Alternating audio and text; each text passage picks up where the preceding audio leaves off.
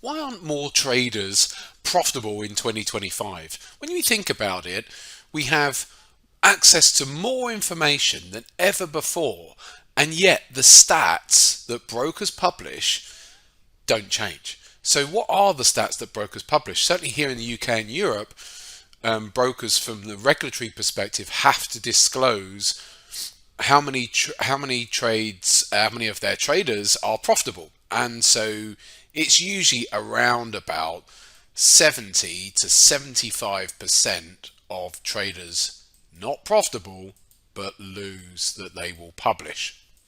And I'm not entirely sure how accurate that is, because I think this is they update these figures quarterly. I think it's quarterly they have to update the figures. So it tends to remain around those numbers, but bearing in mind that over a period of a quarter, they could have lost some and then taken new ones on and stuff. So the figure is likely to be even higher than that. So why is it in this age that we have such a high percentage of traders that still lose? Like I said, when I first went full-time trading, even in 2001, there was very little information available to you.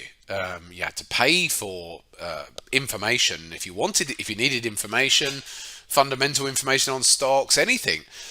Charts were really expensive. There was no free content out there widely available. There was no social media. There was no free YouTube videos training you on stuff, and yet now, with an abundance of information, people don't. And the reason why is possibly because there's now so much information, there's more than ever before, that could actually act as a hindrance, because traders are privy to so much widely available data and information that can affect them.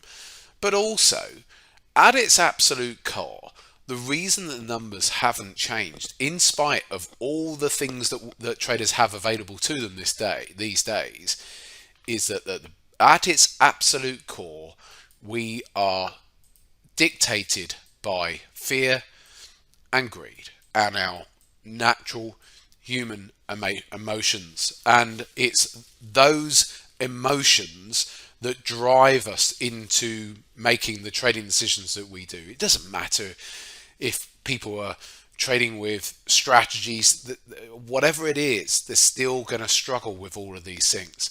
So ultimately, the reason so many people fail is because they haven't ever got on top of their psychology and on their mindset.